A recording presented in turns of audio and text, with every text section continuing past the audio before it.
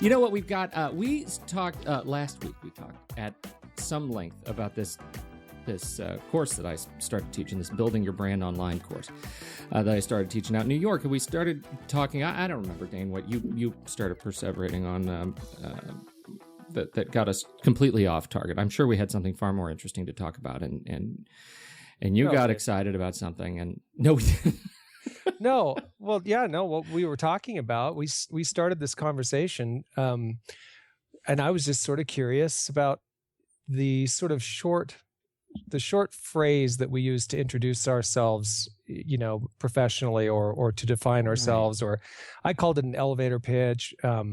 Maybe it's a brand statement about you, or, about you, whether you means you and your business, as is the case with Pete and I, or you means you as an employee of another company, or that was kind of my thinking. And we really got into an in-depth conversation about building your brand. And Pete had just taught some classes at, is it Chappaqua?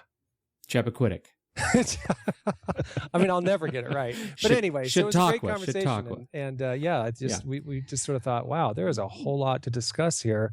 Well, there is. It's this whole suite of tools, and sort of it goes into this conversation about digital identity and what are the tools that we need to care about, and how do we split up our personality. And as it happened, the whole time I was talking last week, I was completely shilling this gentleman's work, Jason O'Donnell. Jason is with us today.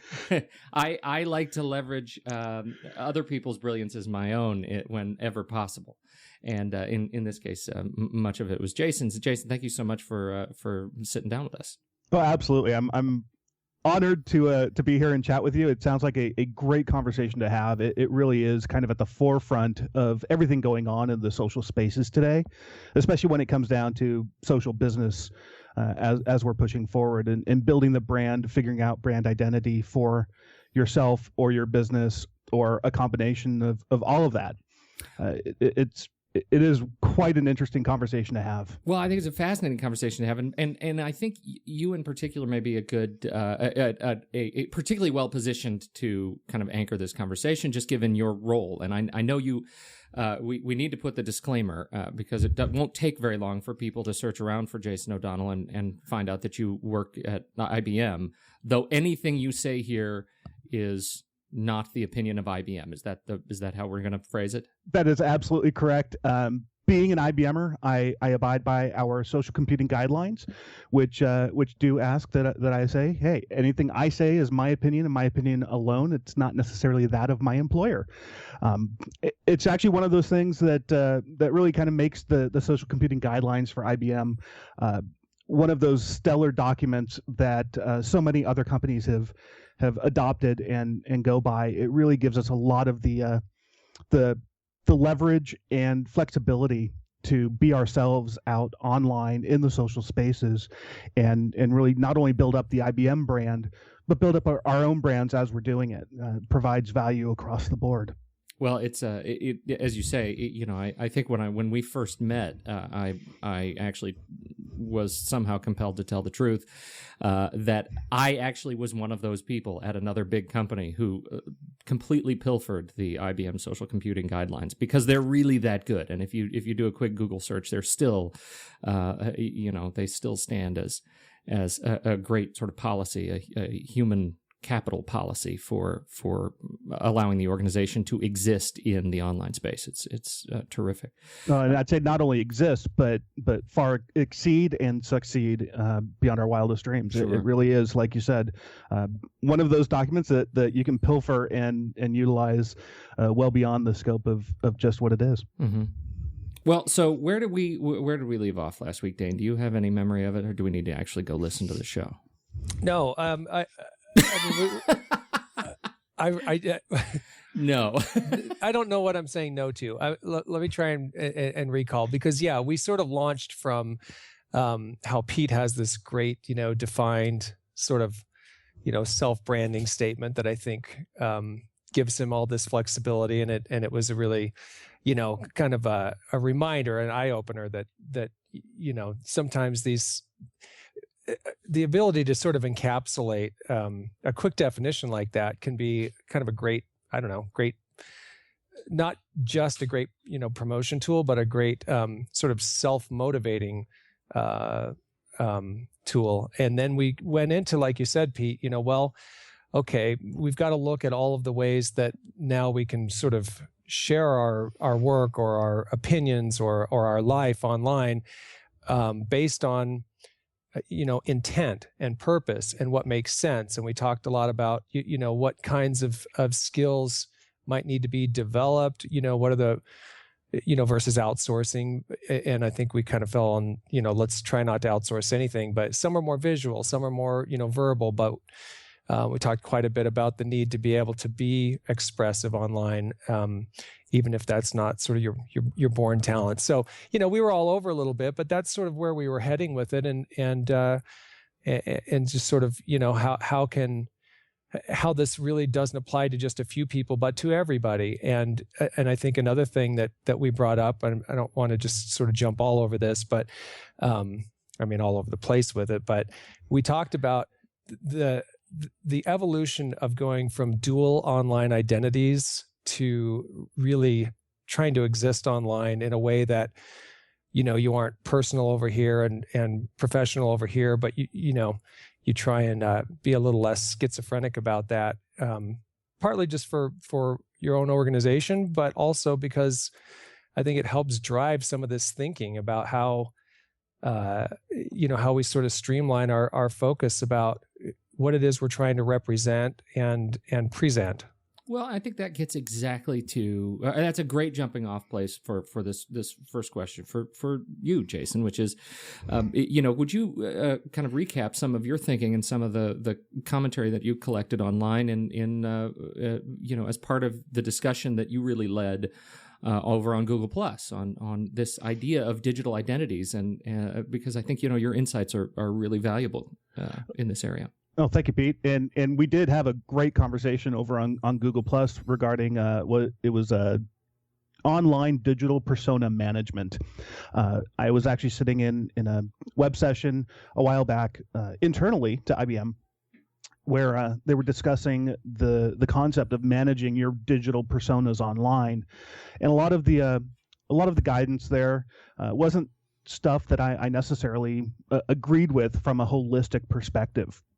A lot of it, from my point of view, really comes into the idea that you combine your digital personas nowadays.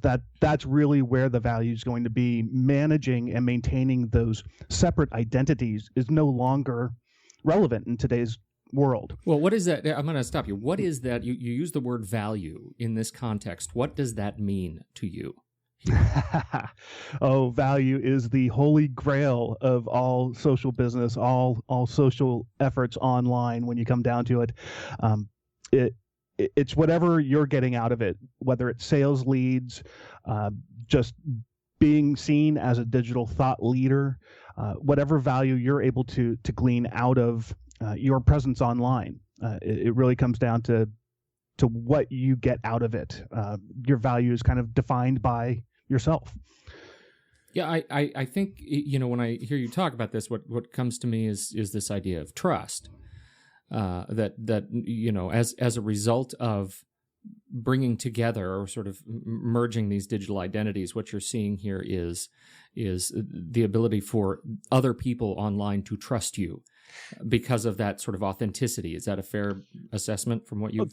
That is absolutely a fair assessment. Yes, authenticity is essential in any online engagement, whether you're just speaking with your friends or if you're actually trying to engage in social business specifically.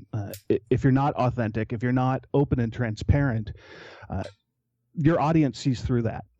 It's the first thing that everyone's going to look at and get that sense that you're hiding something or you're not being fully authentic to yourself. You have some agenda, if you will.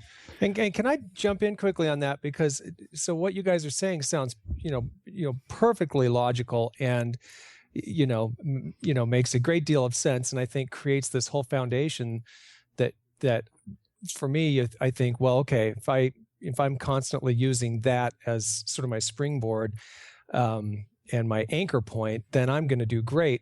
But I wonder how often you think individuals and businesses go past that, or maybe ignore that, that point of trust, and think almost exclusively about volume or connectedness, or influence, who they're connected with, and the power and authority of that, like a clout score or something.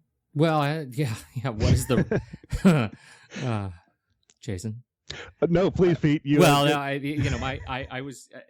I have long been sort of skeptical of clout and what it represents, just watching my own score, and then to catch your anniversary post regarding clout, I think really hit the point home. So I wonder if you could share what clout is as a service, just briefly, and then talk a little bit about your little thought experiment on how clout has worked for you, because I think it gets to this batch of measuring authenticity, and is there a way to do that? Absolutely. So a little background. I, as a social business program manager, have been really interested in clout as a service that purports to measure your influence online. It provides you with a single score to track your purported influence that's based on three aspects of your online presence: your true reach, your amplification, and your network impact. Each of those three items is measured somehow by clout. They're not entirely open and clear about it, although when it's your intellectual property and your business model, of course, how you measure that stuff is obviously going to be proprietary. In my own experimentation, I've been very interested to watch it over the past few years as they've grown, and more people have started looking to them as the best in brand kind of service for influence measurement.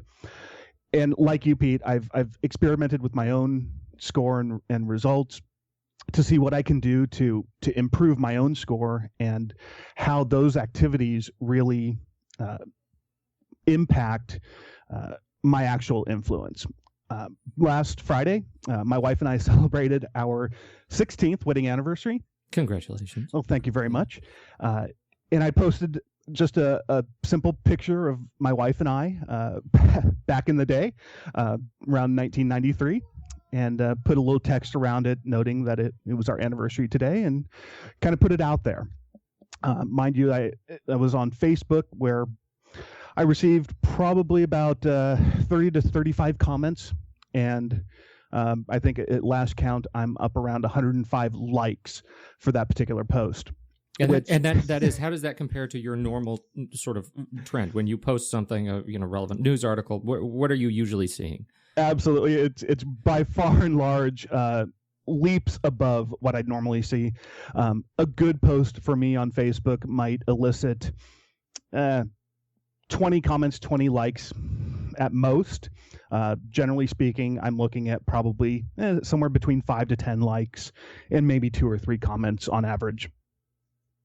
Okay. And so what I noticed from this, and when I posted and I started seeing that uptick in likes just flooding in really all day Friday, was I was very curious to see, knowing how clout is attached to my Facebook profile, very curious to see how that particular post would affect my clout score. And I was very interested in this because, for the most part, that post has nothing to do with me as a social business program manager. It has nothing to do with my business.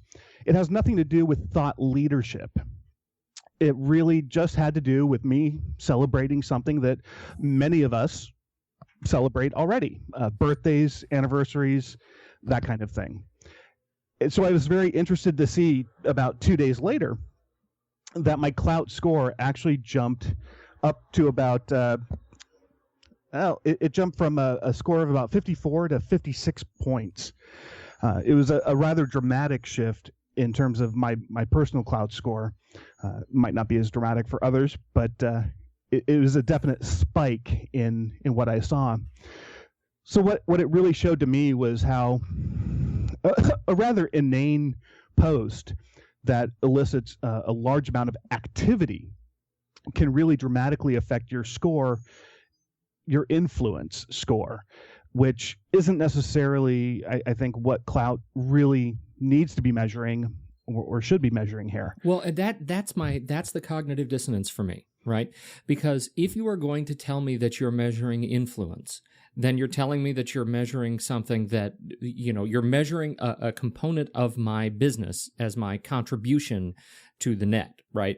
That I am, I'm posting on a topic. I'm investing my professional time and energy to post on a topic. For me, I post, photos and I want to be relevant and influential in photography or social business or, whatever, podcasting.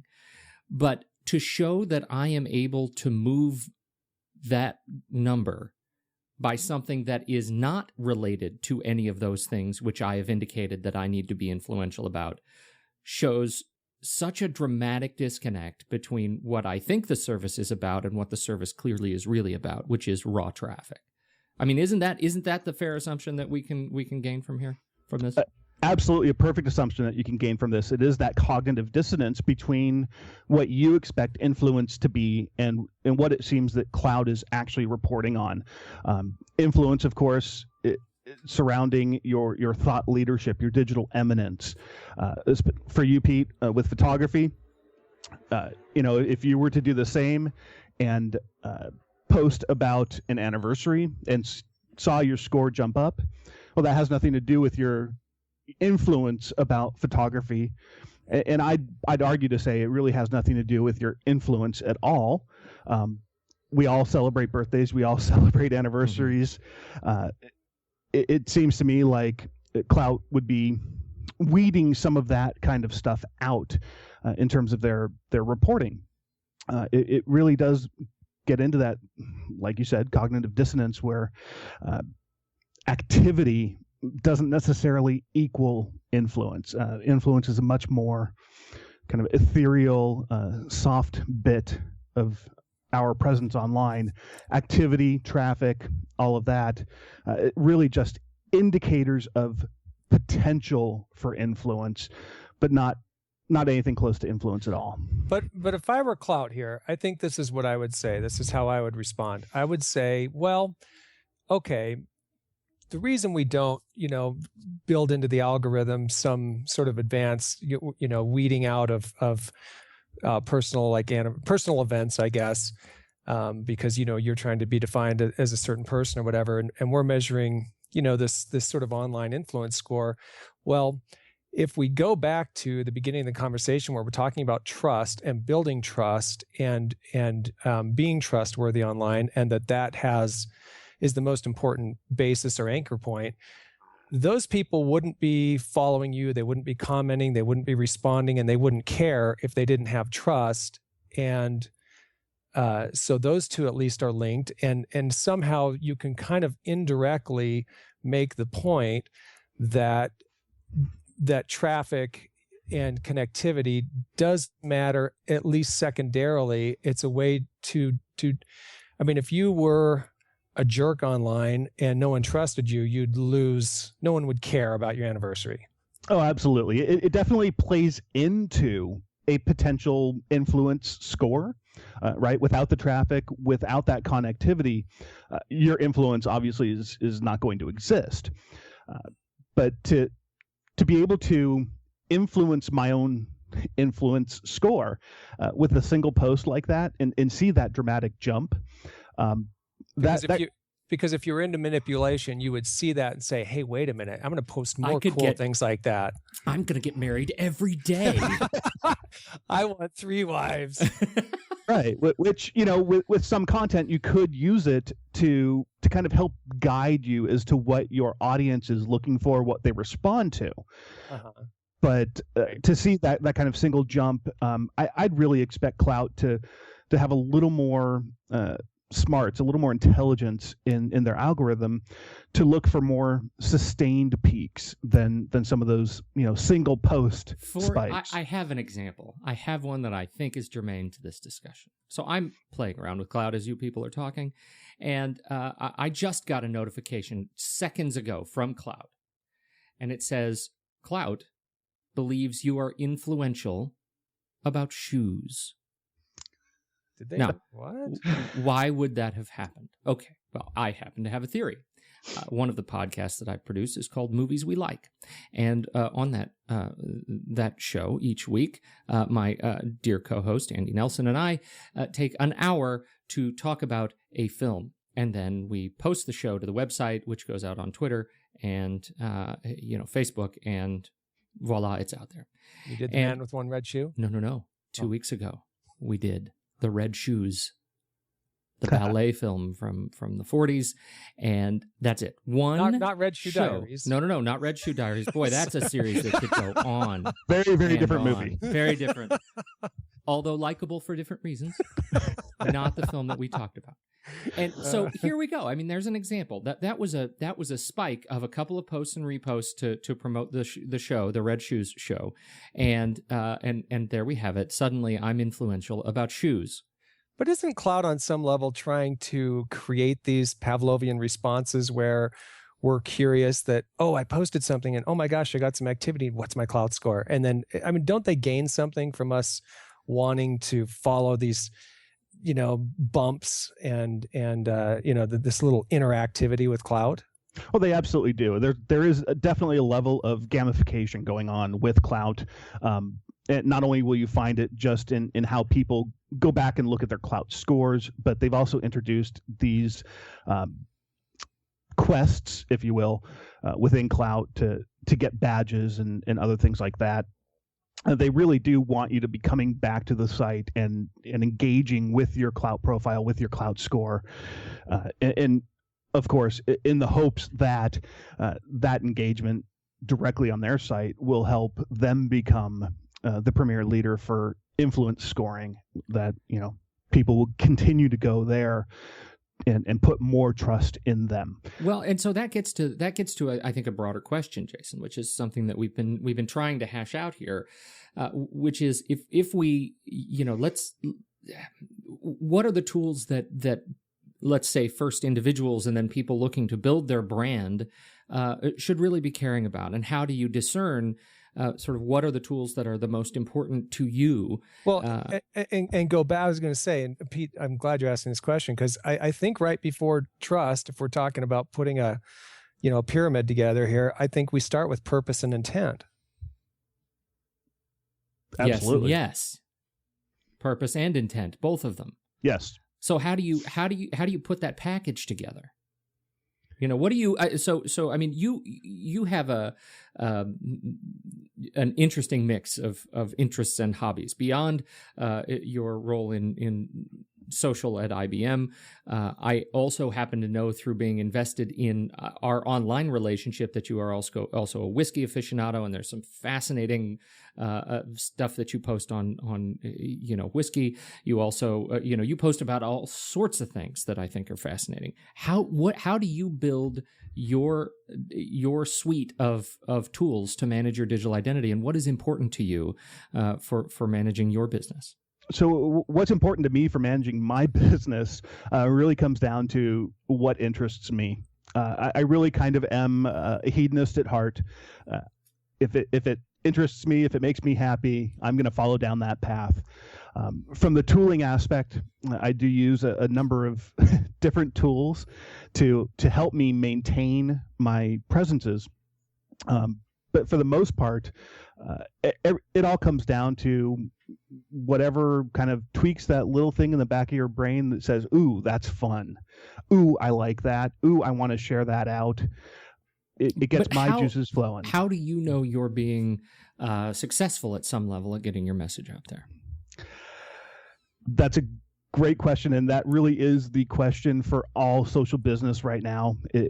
It's trying to determine that level of success, that ROI, the return on investment, of course. The time I'm putting into all of this, what am I getting out of it? From a personal aspect, it's actually quite easy. I don't really care.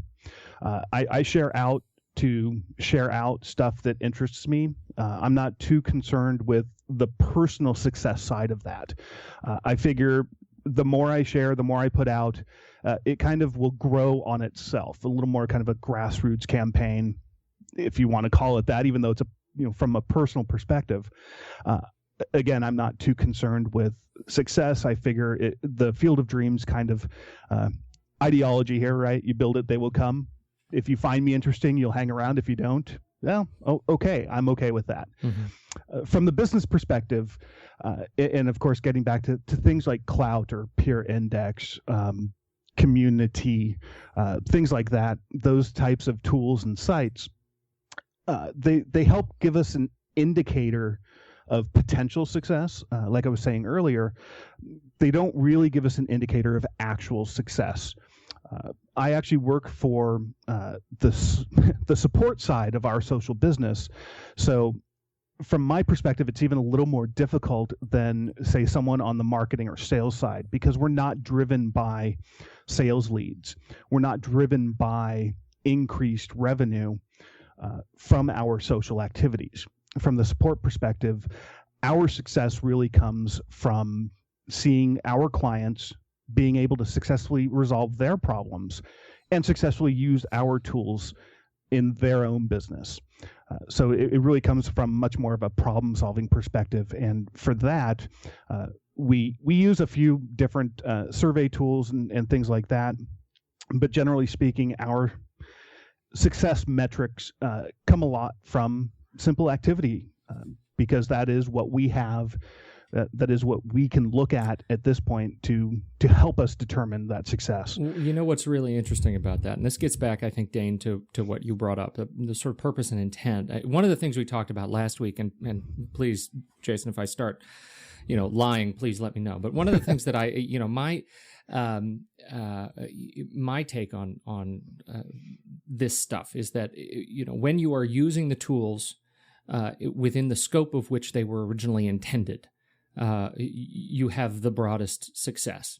And when you do your best to break the tools to fit your business model, you don't. And, I think when you talk about this idea of customer support and using these tools to collect and share solutions to problems, you're using them in a way that could be, more construed as pure of intent, right? It's a public airing of grievances and finding a way to resolve them. And, so I find that kind of fascinating when you think about building your brand online from scratch. Let's say you're not IBM. Let's say you're a small business and we talked about my friend Dan Grantham, the woodworker. He's looking to build his brand online. His approach may in fact need to be one that is, maybe not directly, I'm going to start taking customer support calls, because he doesn't necessarily have that, right, that sort of issue, but to focus on how can I help people, to understand or kind of better approach wood, for example, to fit right in line with his domain of experience and the pure intention of the tool. Absolutely. A lot of it really does come down to understanding what you want to get out of these tools. And by that, I mean tools not only that help you curate your content, but tools like Facebook, tools like Google Plus that help you share it out. It really does come down to understanding what you want out of it. And that definitely will help guide you to not only how to use the tools, but which tools are best for your purpose. Well, and the thing is that I think, because one of the things we talked about last week, Peak, was, and because you brought up the woodworker, and we were kind of talking about, what I don't know, using the tools for their intent, and what would make the most sense in that context. And we talked about something I thought was just, really, for me, it was enlightening to think this through. But so what you were explaining was what a great idea it would be for him to maybe get into the background of his works or his art or his personal story, because if we're thinking, well, Facebook is the place to sell art, well, it's not. But if we think of Facebook or YouTube or something else as a way to help lead people to another place, you on the one hand are trying to limit, trying to use so many tools that you can't manage them anymore. But on the other hand, you're trying not to use one to do it all because, like you said, you're sort of trying to break it to fit your needs, and it's not going to work. So, if we do well what the tool was meant to do, and we think through how we can improve, our ability to use it for the right reasons, I guess. You had said at one point, Pete, that you've got these things you do online to build a following, to build a network, to build friends, to share ideas, to create interest, etc. But your sales tend to pretty much only happen in terms of online marketing through the emails you send out. They aren't happening through Google Plus or Facebook, but you're getting interest and you're getting comments and you're getting feedback and you're building an audience. But that's not where the sale is happening. Right. And I think when it comes down to it, a lot of the driving sales efforts are good in terms of the email marketing. Obviously, you're getting a short-term benefit from that. And I think that's where a lot of this discussion around social business kind of breaks down, where a lot of people expect those short-term benefits from their activity in the social spaces. And that's not really what the social spaces are intended for.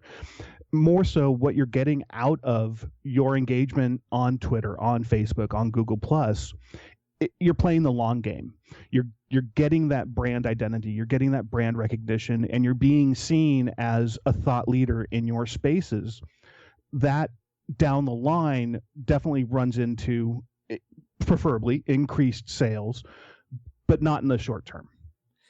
Well, yeah, I mean, that was our discussion last week. Was that was based on my own experience, where when the reason I shoot sort of art prints is to sell them, and to date, in the number of years that I've been posting images on Google Plus, not as long as Facebook and Twitter, I've never actually sold a print directly from those places.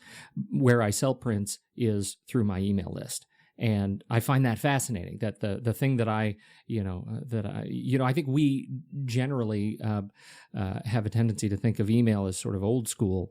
And gosh, are we living in the future by, being on these social media tools? And in fact, there is a very practical nature to why you use these social media tools. But applying sort of traditionalist thinking to social media tools, again, is using them out of their purest intent, which is sharing and building thought leadership. For example, I was in a client meeting just yesterday, and I heard this, that we're an organization with many different departments, and each department has its own story to tell. And the marketing perspective is, we're putting a hold on all Facebook pages, brand pages, besides the main company brand. We don't want anybody to have their own Facebook page because it will diffuse the likes on the page. Why do you laugh at that? Because in my head I laughed at that, but I'm curious if I'm alone. No, not at all. It's very much a command and control type perception and effective marketing strategy. Although, I use the word effective rather loosely. It is a traditional marketing type viewpoint that they control the brand perception. They control everything around it. They are the ones who are able to build or effectively kill a particular product or company's brand identity. And it's not the case. And even more crass than that, they've got obviously a metric there that they feel they can maybe grow if they control and do everything you're talking about, Jason. And Yep. And they've obviously communicated to somebody the number of likes, and somebody is probably saying, is it up or down? And so they're thinking, well, okay, let's forget, let's not make this too complicated here. Let's just have that number and make it, let's just control everything towards that goal. Right. And I have run into that previously. It is an unfortunate side effect of the business that I'm in presently, because it is the metric that we have to go by. And this is getting back to Clout once again, why I've been watching Clout very, very closely over the past few years, because if they can provide what they say they can, I would love to use it as a metric, as an indicator of our success. But at this point, all we really have are activity indicators, which don't necessarily show success. From the marketing standpoint, people will look at that and go, well, we can see this single line up and to the right or down and to the right, and no one likes down and to the right. They always want to see that growth, and sometimes it's out of your hands. And like Cloud, I wonder, I think there are some practical milestones to hit with Facebook likes, right? You need to hit 25 so that you can start showing up in more search. You need to hit 50 so you have some, they unlock some new features in your profile. Right. But beyond that, beyond those sort of practical kind of logistical milestones, I'm not entirely sure that like is even relevant. Well, and here's what I think is interesting. I think for me, it goes back to this conversation Pete and I have had many times about, back at a certain age of advertising for quite a while, I think, during that sort of the modern history of advertising, there weren't a lot of really specific measurements. There was maybe a great branding concept, a good campaign execution, and sales went up ultimately, eventually, and you thought that probably had to do with that campaign. It probably did, but we didn't know for sure. Much more correlation than causation going on there. Exactly. And then, we get into the past, good decade or more of advanced marketing analytics, and all of a sudden, so many things have become measurable. And certainly through the last, economic downturn, so many things have needed to be cut, and many things that were saved were the measurable things. And so it feels like we now have this opportunity, as you talk, Jason, about social engagement and your goals with social engagement, which are not sales and lead generation, but are telling a story and building awareness and communication, essentially. It's almost like we've got this opportunity to get back to a period where, a company is not just, direct response and metric based in their marketing approach, but we have this opportunity to expand our storytelling and our customer engagement and our customer communication, but we're doing it with tools in an environment that theoretically have all kinds of measurements. And now we're up against, like you're talking right now, well, can I use Cloud or can I not use Cloud? And I would imagine you're hesitant to add any metric in there because maybe you're going to miss the point of, at some point there of, somebody says, okay, so you've given me a number I can trust. Now I want you to play to that number. And you may at some point say, boy, but if I do that, I'm not going to be doing the right thing with the tools and with the job that I have. You hit the nail on the head, Dane. You're absolutely correct with that. And if we look at it now, again, from the marketing perspective, in Pete's example, where we have a marketing department that is playing the command and control, the traditional kind of marketing perspective, what they're seeing there is driving things by possibly the wrong metric or just not doing the right thing, the thing that they need to be doing. And in the social spaces these days, it's that command and control mentality that's actually going to do you more harm than good.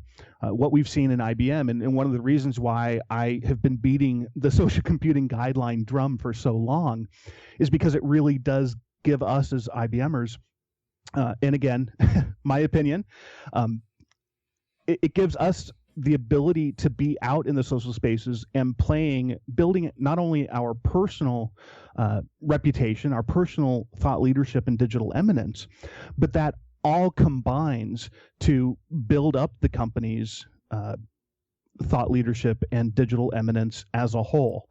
It doesn't water down the effectiveness of the company. It's actually bolstering the effectiveness of the company. Well, and that I think gets back to the bottom line of this example that I was referring to. What makes most sense to me, and when you do a search on Facebook, for example, for IBM, you get the IBM main worldwide page. You also get Facebook brand pages for many, many different divisions of IBM. Some of them are very well liked. Some of them are more modestly liked, but they all tell a different story about that area of IBM. And the people who like that page because of their perceived connection to that particular piece of the IBM worldview. Maybe it's Watson, maybe it's cloud computing, maybe it's Redbooks, whatever it is, they're there for a reason.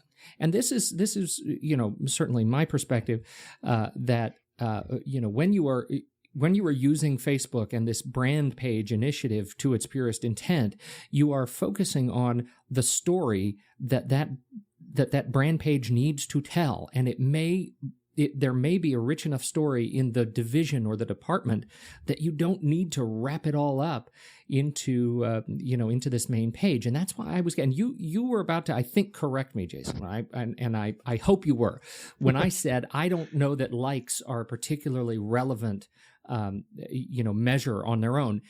Right. And my sort of my commentary is, the better measurement may be engagement on a given day or on a given post. Like, I'm more interested in the number of people who share a photo or a post than the number of global likes a page has, for example.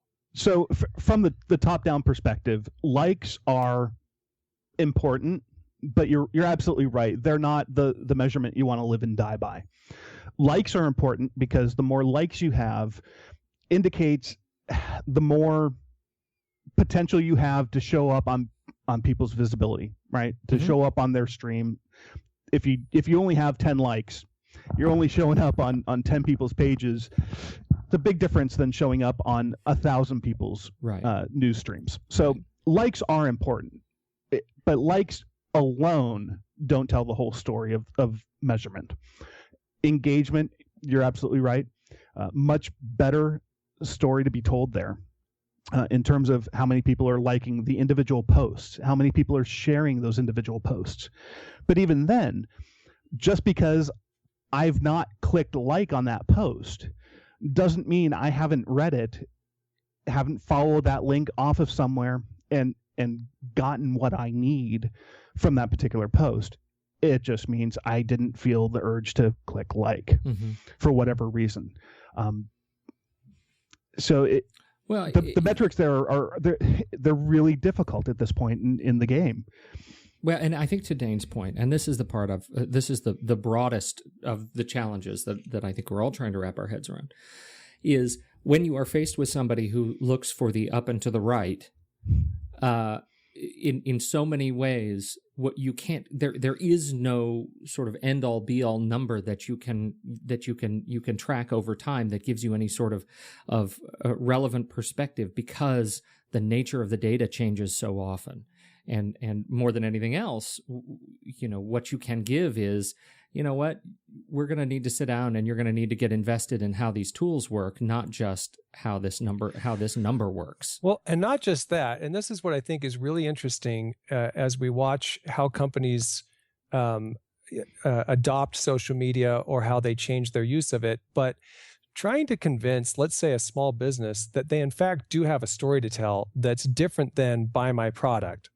When I talk to businesses over the last couple of years and we're talking about, and they say, we need whatever, we need a Facebook page, or I don't know what this is, but we need some social media, I guess, and I don't know why, and what would we do with it? You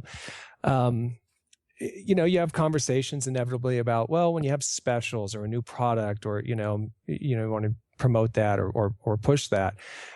But more and more, I watch companies, who are excelling in this area aren't doing that as much as they're just discovering that they in fact do have a story that's interesting, that involves either the industry that they're in and how they fit within it, or their expertise, or certainly as an artist or a photographer or whatever, just who they are, what they're doing, what goes behind it, where the locations are, just other things that I guess are become a much richer and more dynamic expectation on the customer's part of the businesses they choose to spend money with. Absolutely. and really what you're speaking to there, Dane, is the difference between companies that put the tools before their goals or their goals before the tools. When we come into engaging in social business, the common belief, the best practice, if you will, is really to sit down and understand your business goals before you move in to engaging in the social spaces. If you're using the tools just because someone told you, hey, you need a Facebook page, you're going to encounter those types of companies that all they do is share out specials or coupons, buy my product type stories. When you engage as a business who understands the business goals first, that's when you get the companies that really are telling those more dynamic, more holistic stories and are reaping the benefits of that brand recognition and being seen as thought leaders in the space. Well, and I think for a good long time, companies figured that, their face to the public was either their brand name or their brand name and products, and maybe a superstar CEO or a couple of, amazing pedigreed executives, or with a small company, maybe they don't want to look so small, so they don't want you to know how small they are. So anyway, there's this sort of, the great Oz behind the curtain, Yep.